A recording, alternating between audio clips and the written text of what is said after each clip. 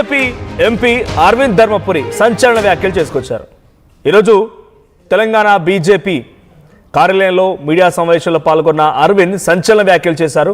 టీబీజేపీలో group politics పైన ఆయన react అయ్యారు.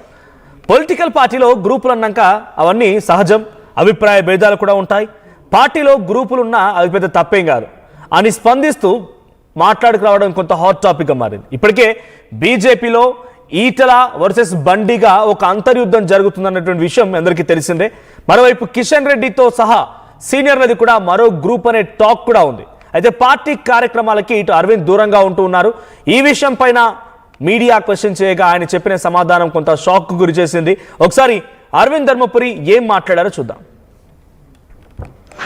అభిప్రాయ భేదాలు ఇవన్నీ పార్టీలలో ఉంటాయి. These are all part and parcel of any political party.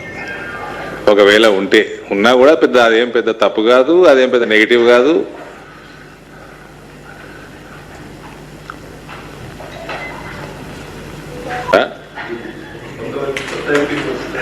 నేను కొత్తనా పాతనా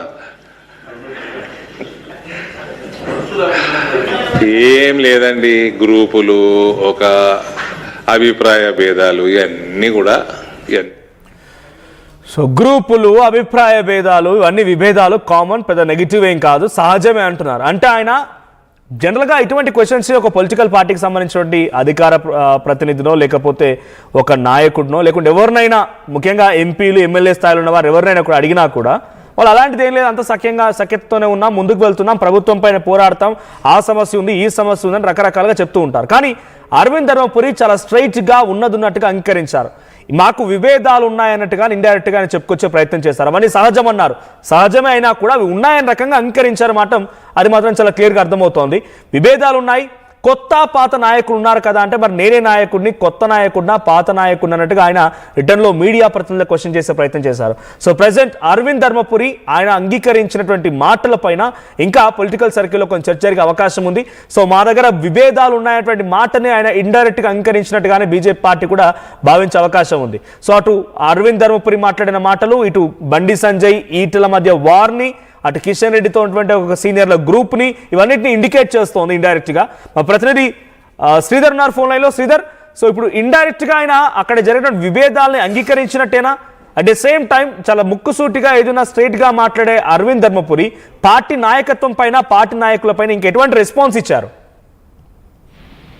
ఎగ్జాక్ట్ గా మనోజ్, అరవింద్ ఏదున్నా సరే ముక్కుసూటిగా చెప్పేటువంటి వ్యక్తిత్వం గలటువంటి వ్యక్తి. ఈ రోజు ఇందాక మాట్లాడినట్టు గ్రూప్లకు సంబంధించినటువంటి అంశంలో ఒకవైపు పార్టీలో గ్రూపులు లేవు అని చెప్తూనే ఉంటే తప్పేముందని అరవింద్ మాట్లాడిన మాటలు ఏవైతే ఉన్నాయి కొంత రాజకీయ ప్రాధాన్యత సంతరించుకున్నాయని చెప్పొచ్చు మనం. ఎందుకంటే పార్టీకి సంబంధించి బీజేపీలో గ్రూపులు ఉన్నాయి, దాదాపు 4 నుంచి 5 గ్రూపులు ఉండి నేతల మధ్య వారికి వారే కూడా ఆధిపత్య పోరు జరుగుతున్నందువల్ల పార్టీ నష్టపోతుంది, బీజేపీ ఎదగకపోవడానికి తెలంగాణలో అదే కారణం అంటూ కూడా చాలా సార్లు కూడా ఒకవైపు కూడా బాహటంగానే వినిపించినటువంటి సిచ్యువేషన్ లో దానికి సంబంధించి అటు పార్టీకి సంబంధించి వచ్చేటువంటి రానున్న రోజుల్లో మున్సిపల్ ఎలక్షన్స్ ఉన్నాయి, వాటికి సంబంధించి ప్రధానంగా కూడా బీజేపీ కూడా సిద్ధమవుతుంది. ఇంకో పక్క అవి సవాళ్ళు కూడా రాష్ట్ర అధ్యక్షుడికి మారుతాయి కాబట్టి ఒకవైపు నిజామాబాద్ మేయర్ పీఠం కానివ్వండి, జడ్పీ చైర్మన్ కైవసం చేసుకుంటామని చెప్తున్నటువంటి అరవింద్ సంబంధించి మిగతా రాష్ట్ర పరిస్థితి ఏ విధంగా ఉంటుందో, పార్టీలో గ్రూపులు అనేటివి కూడా ఉన్నాయా, గ్రూపులో పార్టీలో ఉన్నాయని కూడా ఒకవైపు మీడియా ఆయన ప్రెస్ మీట్ లో ప్రశ్నించగా వాటికి సంబంధించి కొంత అది షాకింగ్ రియాక్షన్ అని చెప్పాలి. ఎందుకంటే అరవింద్ కు సంబంధించి నేరుగా కూడా ముక్కుసుట్టిగా తన మనసులో ఏది దాచుకోకుండా చెప్తుంటారు. గతంలో కూడా చూసాం ఆయనకు సంబంధించి రాజకీయ పార్టీకి సంబంధించి ప్రతి పార్టీలో గ్రూపులు అనేటివి సహజంగా ఉంటాయి, గ్రూపులు ఉంటే దాంట్లో తప్పేం లేదు, దాన్ని నెగిటివ్ తీసుకోవాల్సినటువంటి అవసరం లేదు అంటూ కూడా అరవింద్ చేసినటువంటి వ్యాఖ్యలు ఏవైతే ఉన్నాయో, ఇంకో పక్క వాటికి సంబంధించి గ్రూపులు లేవు అనుకుంటే వ్యాఖ్యలు చేయడం అనేది కూడా పార్టీలో గ్రూపులు ఉన్నాయన్న దానికి కూడా కొంత సూచనప్రాయం కూడా ఆయన చెప్పినట్టు కూడా పార్టీ వర్గాల్లో చర్చ జరుగుతుంది. ఎందుకంటే బీజేపీకి ప్రధానంగా ఇందాక చెప్పుకున్నట్టు గ్రూప్ రాజకీయాలు ఎక్కువ ఉన్నాయి, చెప్పుకోదగ్గటువంటి నేతలు సీఎం స్థాయి ఉన్నటువంటి వ్యక్తులు ఎక్కువ మంది ఉన్నారు బీజేపీకి సంబంధించి.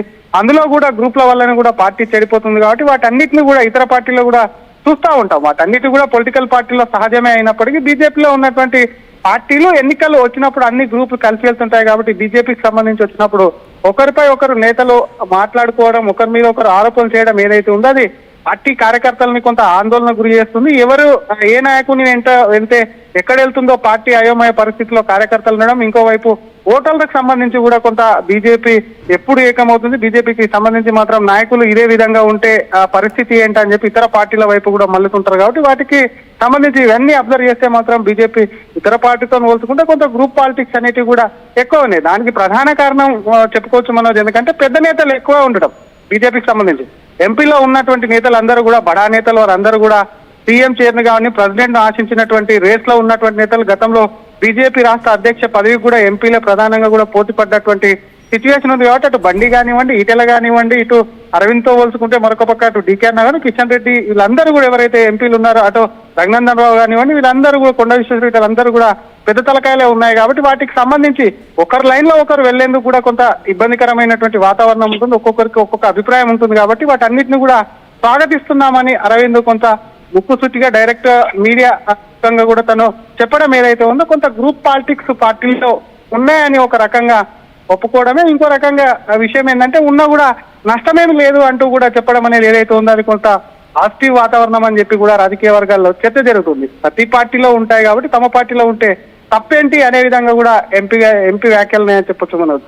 రైట్, అంటే ఇప్పుడు డైరెక్ట్ గా ఆయన సహజం కొత్త పాత నాయకులు మరి నేనే నాయకుడు అన్నట్టుగా ఆయన మాట్లాడుకొచ్చారు. ఇండైరెక్ట్ గా ఆయన మాటల్లో మనకు అర్థమవుతున్న రీతిలో ఆయన పార్టీలో విభేదాలు అన్నట్టుగా ఒప్పుకున్నారు. ఇప్పుడు దీనిపైన పార్టీ నాయకత్వం అటు అధ్యక్షుడు రామచంద్రరావు కానివ్వండి, లేకపోతే ఆల్రెడీ అంతర్యుద్ధం కొనసాగుతున్న ఎంపీ ఈటెల లేదంటే బండి కిషన్ రెడ్డి ఏ రకంగా రియాక్ట్ అయ్యే అవకాశం ఉంది? మీడియా ప్రెస్ మీట్ అనంతరం కూడా ఒకవైపు నేరుగా బీజేపీ రాష్ట్ర అధ్యక్షుడిని అరవింద్ కలిశారు, వెళ్లి కూర్చున్నారు. ఆ తర్వాత అటు మహారాష్ట్రకు సంబంధించినటువంటి మున్సిపల్ ఎన్నికల్లో బీజేపీ కూటమి అక్కడ భారీ విజయం సాధించడంతో వాళ్ళిద్దరు కలిసి ఇక్కడ జరిగినటువంటి తెలంగాణ బీజేపీ రాష్ట్ర కార్యాలయం ముందు జరిగినటువంటి సంబరాల్లో కూడా ఇద్దరు కలిసి పాల్గొన్నారు, కలిసి తపాల్సులు వెళ్తారు, ఒకరికొకరు సీట్లు కూడా దింపించుకున్నారు. గతంలో చూసాం బీజేపీ రాష్ట్ర అధ్యక్షుడు అటు జిల్లా పర్యటనకు వెళ్ళినప్పుడు ఆయన స్ట్రేట్ గా స్టేజ్ మీదనే కూడా రామచంద్రరావును కూడా ఒకవైపు తమకు సంబంధించి స్టేట్ కమిటీకి సంబంధించినటువంటి అంశంలో కూడా తమకు ఇక్కడ ఎమ్మెల్యేలు గెలిచాం, ఇక్కడ నుంచి ఎక్కువ బీజేపీ ప్రాతినిధ్యం వహిస్తుంది కాబట్టి తమకు ఎక్కువ స్థానాలు కూడా కల్పించాలని చెప్పి కూడా నేరుగా ప్రెసిడెంట్ అడిగారు. ఆ తర్వాత జరిగినటువంటి ఒక ప్రెస్ మీట్ లో కూడా రామచంద్రరావును నేరుగా అడిగారు. కాబట్టి ఏదేమైనా అరవింద్ ముక్కుసూటి మనిషి అని చెప్పి కూడా పార్టీలో చర్చ జరుగుతుంది. ఈ రోజు చెప్పినటువంటి విషయం ఏదైతే ఉందో అది అంతర్గతంగా ఒకరిపై ఒకరు కూడా మాట్లాడుకుని గ్రూప్ పాలిటిక్స్ చేస్తే పార్టీకి ఎక్కువ నష్టం చేకూరుతుంది. అరవింద్ ముక్కుసూటిగా అయినాక చెప్తాం స్ట్రైట్ ఫార్వర్డ్ గా ఉంటాడు కాబట్టి ఆయన చెప్పిన దాంట్లో కూడా కొంత ఆలోచించాల్సినటువంటి విషయమే కాబట్టి అందులో తప్పేం లేదు సహజంగా. కానీ ఎన్నికలప్పుడు మాత్రం అందరూ కలిసి వెళ్తే పార్టీకి విజయబాట్ అనేది కూడా చాలా సులువు అవుతుందని చెప్పి కూడా పార్టీ నేతలు కొంత చర్చించుకుంటున్నారు Manoj.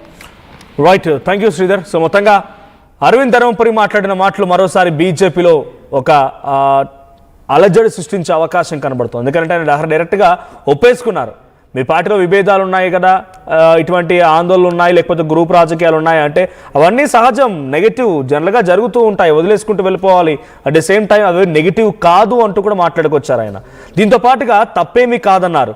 At the same time ఆయన మీరు కొత్త నాయకుడా పాత నాయకుడు అనే రకంగా మీడియా క్వశ్చన్ చేసినప్పుడు మీరే చెప్పాలి నేను నాయకుడు మరి కొత్త నాయకుడా పాత నాయకుడు కూడా మాట్లాడుకొచ్చారు. ఇప్పుడు ఆయన ఇండైరెక్ట్గా ఒప్పుకున్నట్టే ఉంది. మరి బీజేపీలో ఉన్నటువంటి ఈ అంతర్యుద్ధాలు ఎలా ముగుస్తాయి, తర్వాత అంతర్యుద్ధాల మధ్యలో ఇండైరెక్ట్గా ఒప్పేసుకున్న అరవింద్ ధర్మపురిపై ఎటువంటి రియాక్షన్ వస్తుందో చూడాల్సిన అవసరం అయితే ఉంది. ఒకసారి మళ్ళీ అరవింద్ ధర్మపురి ఏం మాట్లాడారో చూద్దాం.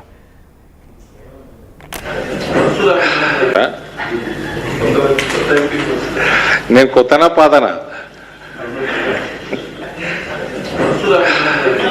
ఏం లేదండి. గ్రూపులు ఒక అభిప్రాయ భేదాలు ఇవన్నీ పార్టీలలో ఉంటాయి. These are all part